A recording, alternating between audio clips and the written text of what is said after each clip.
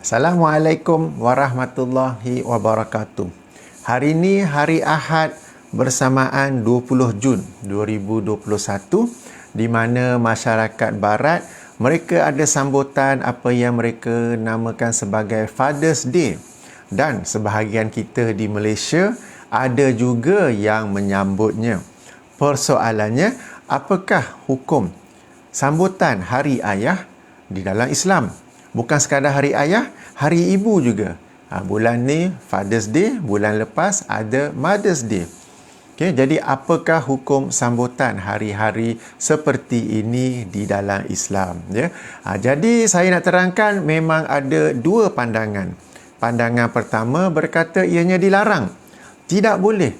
Dua sebab. Pertama, kerana jika dikaji sejarah Mother's Day, jika dikaji sejarah Father's Day, ia ada kaitan dengan keyakinan orang-orang Greek Yunani zaman dulu, lama dulu, di mana mereka meraihkannya sebagai meraihkan Tuhan Ibu ataupun Dewi Ibu. Kalau ayah pula Dewa Ayah. Jadi ada kaitan dengan agama, ada kaitan dengan syirik, di mana mereka menyambutnya demi mother, father yang dahulu-dahulu. Okey. Mereka ni banyak tuhan-tuhan mereka dulu. Okey. Banyak tuhan-tuhan mereka dulu. Lalu saya nak explain pun payah juga ya. Jadi salah satu sambutannya itu ialah sambutan Mother's Day-nya dan sambutan Father's Day-nya. Maka nak ringkasnya, kita sekarang dilarang menyambutnya, sebab menyambutnya bererti turut menyambut apa yang diyakini oleh masyarakat terdahulu, bahawa mereka menyambut hari Dewi Ibu, hari Dewa Ayah. Itu yang pertama, hujah yang pertama. Hujah yang kedua berdasarkan hadis Nabi SAW, man tashabbaha biqaumin fahuwa minhum. Sesiapa yang menyerupai satu kaum, maka adalah ia daripada mereka. Maka sambutan Hari Ibu, Hari Ayah ini, meskipun katakanlah masyarakat barat sekarang ini mereka tidak lagi menyambut atas sebab-sebab yang kaitan dengan dewa dewi Greek Yunani dulu, mereka sambut atas sebab-sebab kekeluargaan mereka ke apa ke, kita tetap tidak boleh, sebab sebagaimana hadis Nabi ini, sesiapa yang menyerupai satu kaum, kita menyerupai mereka, adalah kita daripada mereka ya. Jadi hadis ini bermaksud melarang. Jadi ini dua dalil yang lazim digunakan untuk melarang ataupun berkata tidak boleh sambutan ini. Okey. Ada pula pandangan yang kata boleh. Okey. Dan saya ni termasuk dalam mereka yang berkata boleh. Okey, jangan terkejut. Okey, boleh. Saya bukan suruh tau. Kata boleh. Maknanya siapa nak sambut silakan, siapa tak nak tak apa. Okey. Kenapa boleh? Pertama sekali, ini dalam urusan dunia, bukan dalam urusan agama. Maka dalam urusan dunia, kalau sesiapa nak ikut ke apa ke, nak buat, silakan. Okey, ada pun hujah-hujah mereka yang berkata ianya dilarang, maka ia dapat dijawab seperti berikut. Okey, pertama, adanya sejarah permulaannya yang dikaitkan dengan kesyirikan. Okey. Seandainya itu betul, tapi kita kena tahu bahawa jika nilai-nilai syirik itu, jika nilai-nilai sejarah itu telah hilang dalam sesuatu hari, maka tidak mengapa. Apa contoh? Contohnya ya, sebagai contoh hari Sunday. Sunday ni kalau kita semak sejarahnya, ianya adalah hari di mana orang dahulu mereka menyembah matahari. Itu hari menyembah matahari. Sebab tu yang Sunday, hari sun. Okey, Monday, Moon Day. Itu hari mereka menyembah bulan. Okey, Tuesday, Wednesday, Thursday, Friday, semua tu ada sembahan-sembahan yang mereka raikan pada hari itu. Kita sekarang ni ada juga sebut Sunday, Monday, tapi kita dah tak tahu nilai sejarah, apa sejarah di sebaliknya. Dan sudah tidak menjadi lagi satu larangan bagi kita ya. Tapi nanti mungkin ada yang kata, saya tak guna Sunday, Monday, tak, saya guna Ahad, Isnin, Selasa, Rabu, Khamis, Jumaat, Sabtu. Tahu tak para hadirin yang dirahmati Allah sekalian, apa sejarah di sebalik hari Sabtu? Sabtu itu dari bahasa Hebrew yang bermaksud Sabat, hari Sabat. Okey, orang-orang Yahudi mereka dahulunya berkeyakinan. Bukan dahulu, sekarang ni pun dalam kitab mereka kalau tengok Old Testament bab Genesis dalam beberapa ayat pertama ada bahawa Tuhan mencipta alam ini dalam 6 hari dan pada hari ke-7 Tuhan berehat. Tuhan berehat itu hari ke-7 tu namanya hari Sabat. Dan orang Yahudi mereka berehat pada hari Sabtu. Okey. Kemudiannya lebih kurang kurun keempat ya. Roman Emperor nama Konstantin ke apa ke, dia tukar, dia kata untuk orang Kristian kita rehat hari Ahad, hari Sabat tu kita tukar pada Ahad bukannya Sabtu. Ini nilai sejarahnya tu. Okey, tapi Sabtu tu walaupun dari sudut bahasa Hebrewnya hari Tuhan berehat, tetapi apabila Islam datang, apabila Rasulullah sallallahu alaihi wasallam membawa Islam, Rasulullah tidak melarang penggunaan hari Sabtu. Menunjukkan ianya bukan satu kesalahan. Sebab walaupun sejarahnya sedemikian tetapi ianya tidak lagi diamalkan, tidak lagi diyakini pada hari tersebut. Okey, jadi bukan satu kesalahan kalau kita nak meraihkan ataupun memanfaatkan sesuatu hari itu jika nilai sejarahnya sudah tidak ada. Okey. Mungkin ada yang kata, tak, saya Jumaat Sabtu tak ada, saya Jumaat. Saya rehat hari Jumaat. Okey. Betul ke hari Jumaat? Sebab kita kata Sabtu tu hari rehat, Ahad tu hari rehat. Kita pun rehat sebab dah negeri saya macam ni, cuti dia Sabtu Ahad kan. Orang yang negeri Jumaat mungkin berkata, saya ni cuti hari Jumaat. Dalam Islam tu betul ke Jumaat tu hari cuti? Kalau kita rujuk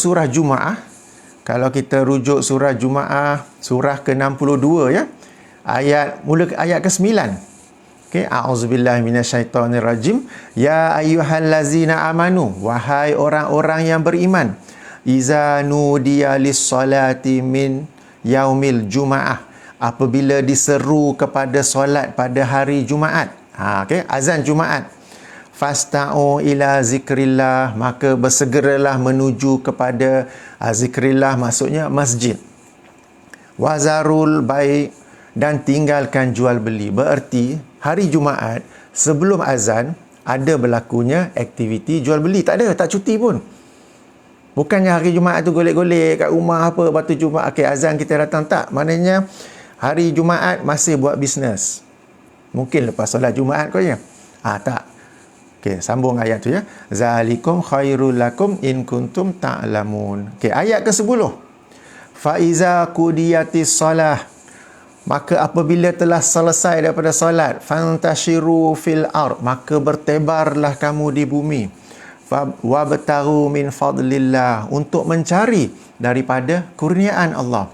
Tak ada cuti juga pun.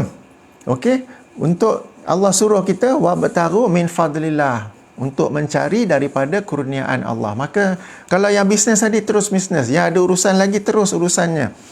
Wazkurullaha katsira, dan ingatlah Allah dengan ingatan yang banyak, la'allakum tuflihun, moga-moga kalian menjadi orang yang berjaya. Jadi pada hari Jumaat pun sebenarnya bukan hari cuti. Jadi kita kena bezakan ya. Tapi kalau dah negeri tu cuti Jumaat, tak apalah. Cuti dari kerja tapi tetap aktif buat urusan-urusan yang lain. Sebenarnya tidak ada hari cuti di dalam Islam. Kalau kita rujuk pada sunnah Nabi SAW, tak ada hari cuti ya. Sentiasa baginda berusaha berdakwah apa semua tu, yang ada rehat sekejap-sekejap di antaranya. Tapi poin yang saya nak bawa di sini ialah, jika hari itu dari sudut sejarah memang ada sesuatu yang bertentangan dengan Islam, tetapi apabila sekarang ini nilai-nilai sejarah tersebut telah hilang, maka tak mengapa jika kita hendak menggunakan hari tersebut dengan nilainya yang baru.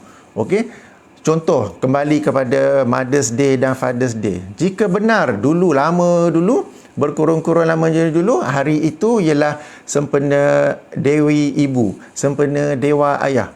Tapi sekarang ini ianya disambut bukan lagi Dewa Dewi apa tu, ialah untuk ayah kita sendiri, untuk ibu kita sendiri. Maka ia tidak mengapa. Itu jawapan bagi hujah yang pertama. Bagi hujah yang kedua pula, hadis itu memang masyhur. Akan tetapi dalam sanadnya sebenarnya ada perbincangan. Okey, tak mengapalah kita kata hadis itu makbul, boleh diterima, ya. Konteks hadis tu apakah ianya merangkumi semua penyerupaan dengan kaum lain? Memang hadis tu lafaznya man tasyabbaha, sesiapa yang menyerupai bi kaumin, macam umum kan, dengan satu kaum, fahuwa minhum, maka dia termasuk mereka. Apakah ia merangkumi semua? Saya bagi contoh, ya. Jika if I were to talk in English, am I included in this hadis? Jika saya berbahasa Inggeris, apakah saya termasuk dalam rancangan hadis ini? Sebab bahasa Inggeris adalah bahasa kaum lain, bukan bahasa Arab, bukan bahasa Melayu. Kita kata, ya, termasuk. Kalau termasuk, orang-orang yang asalnya di Amerika, di Eropah, di Australia, di mana bahasa ibunda mereka ialah bahasa Inggeris, apabila mereka memeluk Islam, mereka nak cakap bahasa apa? Kena terus belajar bahasa Arab ke? Okey, kalau kata ya, kena Arab, tak boleh cakap English sebab English cuma menyerupai kaum lain. Nak tanyalah, so zaman Nabi SAW, Abu Jahal, Abu Lahab, musuh-musuh lain tu, dia orang cakap bahasa apa? Bahasa Arab juga kan? Jadi, ada keserupaan di situ, tapi taklah menjadi kaum itu. Ini satu contoh dari sudut bahasa. Kita bagi contoh lain. Okey tak? Hadis tu larangan tu maksudnya larangan dalam bentuk pakaian. Jangan ikut pakaian kaum-kaum lain. Okey. Sama, kita balik pada contoh tadi, orang di Amerika, orang di Eropah, banyak yang kita tahu sekarang ini yang memeluk Islam. So, bila mereka dah peluk Islam, mereka nak pakai baju apa? Kena tukar pakai jubah ke? Ya. Mungkin ada yang kata kena pakai jubah.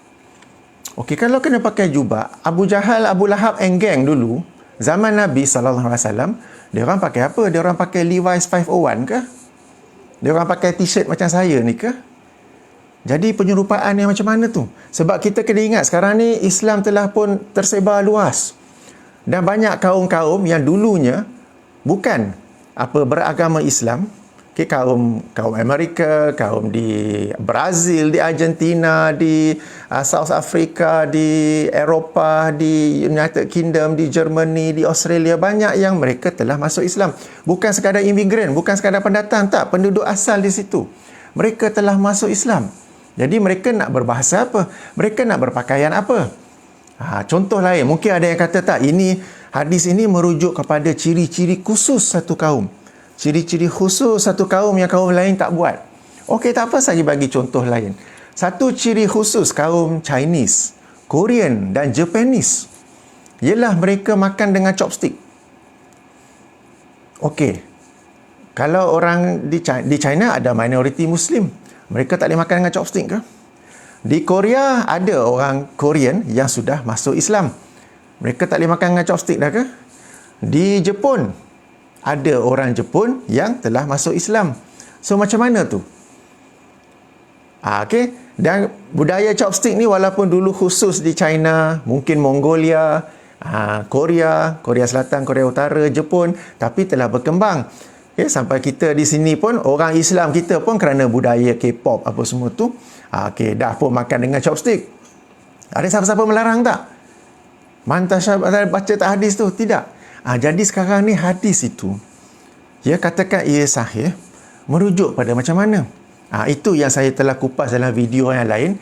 Video yang lain di mana saya kata apabila Islam melarang kita menyerupai satu kaum, maksudnya menyerupai kaum itu dalam aspek agama, dalam aspek akidah mereka, dalam aspek ibadah mereka. Bukan secara umum secara no. Okey, macam saya bagi contoh kalau orang Nasrani, orang Kristian, mereka sambut hari jadi Jesus sebagai satu hari keagamaan, maka kita pun jangan ikut benda gitu. Jika orang Yahudi, mereka berzikir dengan bergoyang-goyang menghadap dinding, mereka goyang depan belakang, kita jangan ikut berzikir dengan goyang-goyang juga. Jika sebagai contoh orang Kristian, mereka suka berzikir dengan menyanyi, mereka menyanyi di gereja atas tujuan untuk menarik orang ramai, minat orang ramai, sebab dia orang kata orang ni suka muzik. So kalau zikir cara muzik, we can attract them to the church, we can attract them to remember the Lord. Kita jangan berzikir cara berlagu. Itu yang sebenarnya dilarang oleh Rasulullah SAW dalam hadis ini.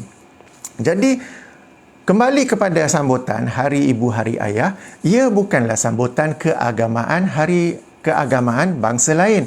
Maka tidak mengapa bagi seseorang itu jika dia hendak turut menyambutnya. Okay? Bukan saya suruh ya. Ini saya kata bagi orang yang hendak menyambutnya. Jadi itu hujah-hujah saya bagi menjawab hujah mereka yang berkata tidak boleh. Okay. Sedikit penambahan ya. Macam tadi saya kata jika suatu hari itu sejarahnya telah hilang tak mengapa ya. Tapi kalau hari itu sejarahnya masih ada, maka kita tak boleh. Sebagai contoh, hari Christmas. Okey, hari Christmas. Sejarahnya masih ada di mana sebahagian orang Kristian ada lagi yang menyambut Christmas dengan keyakinan itulah hari lahir Jesus. Mereka pergi ke gereja, memang hari keagamaan mereka.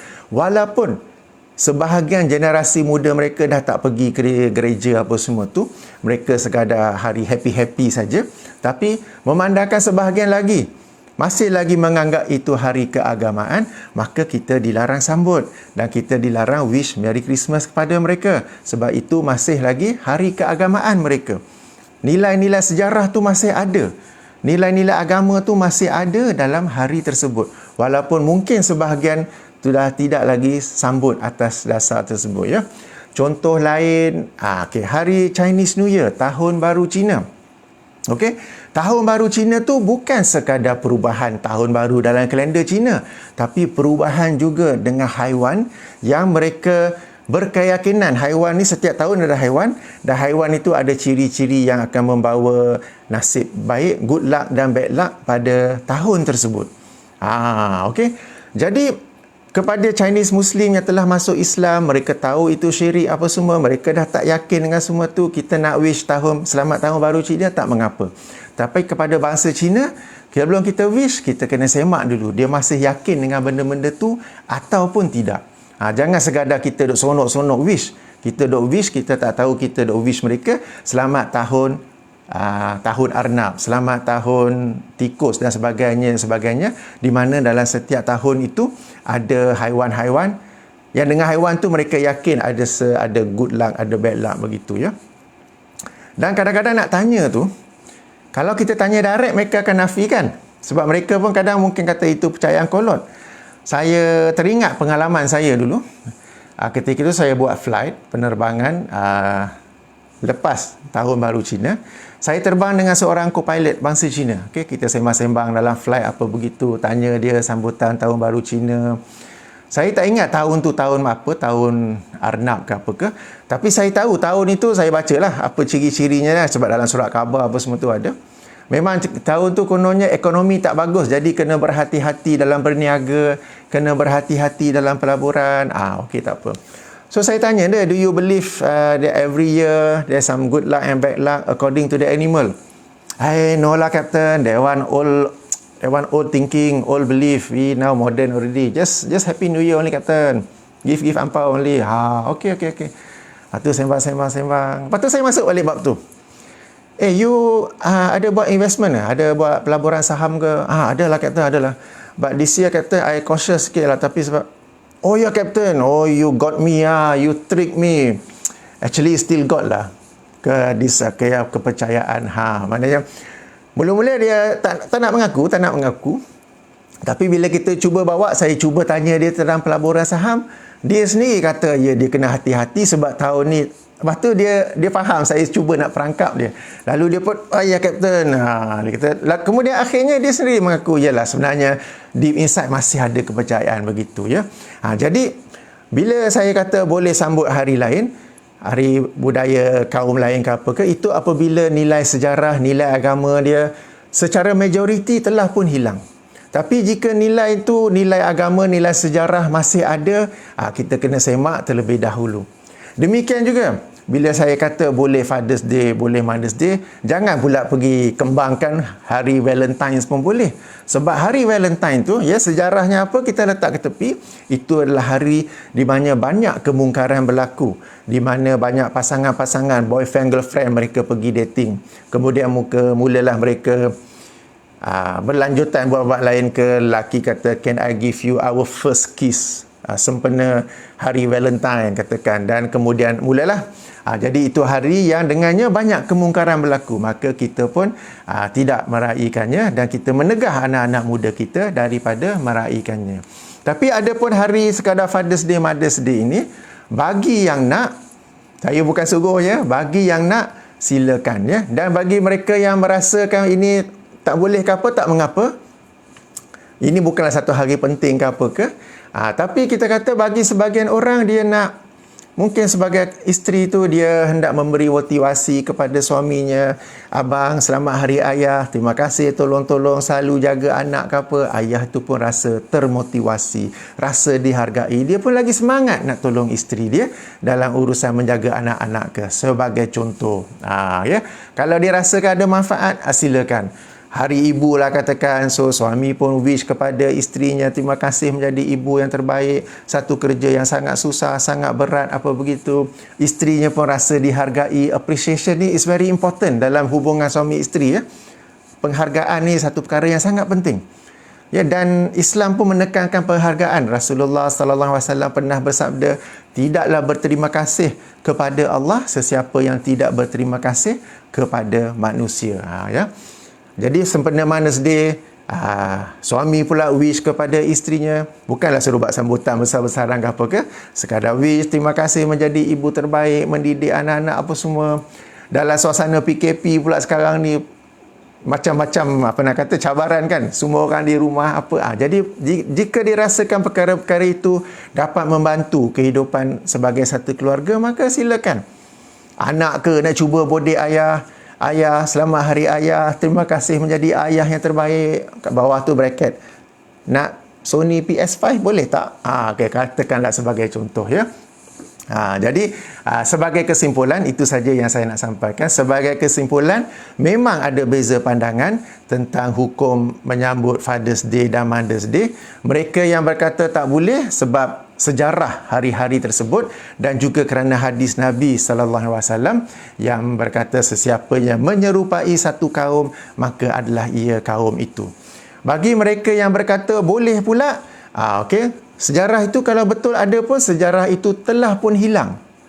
Nilainya tu telah pun hilang daripada sambutan Father's Day dan Mother's Day sekarang ini. Itu yang pertama. Yang keduanya, hadis Nabi itu seandainya ia sahih, maka itu merujuk pada menyerupai kaum lain dari sudut agama mereka. Okey, adapun dari sudut urusan keduniaan mereka, itu tak mengapa ya. Rasulullah sallallahu alaihi wasallam sendiri pun ada mengikuti kaum lain, seperti dalam strategi peperangan ke ya. Ketika perang Ahzab, bila digalinya parit yang dalam keliling kota Madinah, itu sebenarnya mengikuti strategi perang kaum lain sebenarnya ya. Jadi bagi sesiapa yang dia buat baik setiap hari kepada ayah dan ibu dia, dia kata saya tak perlu hari ayah, hari ibu, sebab saya buat baik kepada ibu bapa saya setiap hari. Tak apa, ya silakan, tapi pastikan cakap itu bukan sembang kari, betul. Kadang cakap tu gempak aja, tanya ayah kamu apa khabar? Entah, aku last telefon dengan dia bulan lepas. Aik kata setiap hari buat baik. Mak apa khabar? Mak adalah kau last week dia hantar WhatsApp. Aku tak balas lagi lah. Kan cakap hebat je, tapi tak ada. Tapi bagi orang yang dia nak buat baik, kemudian ada satu hari dia nak buat baik ekstra, maka dipersilakan. Bagi yang tak nak ke, tak apa, dia bukanlah satu kemestian, bukanlah satu kewajipan ke apa ke, tapi sekurang-kurangnya kita faham beza pandangan ni macam mana, hujah masing-masing macam mana. Kalau tak mau tak apa, kalau you tengok ada orang celebrate ke, ada orang bagi sambutan ke, you faham dia sisi pandangnya bagaimana. Okay, moga-moga dapat membantu persoalan ini. Okay, untuk Father's Day dan Mother's Day. Jangan dikembangkan pada hari lain pula ya. Hari Valentine hari tu hari ni. Okay, jadi kita sekali lagi saya ulangi, kita lihat sama ada nilai agama ataupun nilai sejarah yang salah itu masih ada dalam hari tersebut atau tidak. Okay, moga-moga bermanfaat untuk semua. Saya tutup dengan tasbih kafarah. Subhanakallahumma wa bihamdika asyhadu an la ilaha illa anta astaghfiruka wa atubu ilaik. Assalamualaikum warahmatullahi wabarakatuh.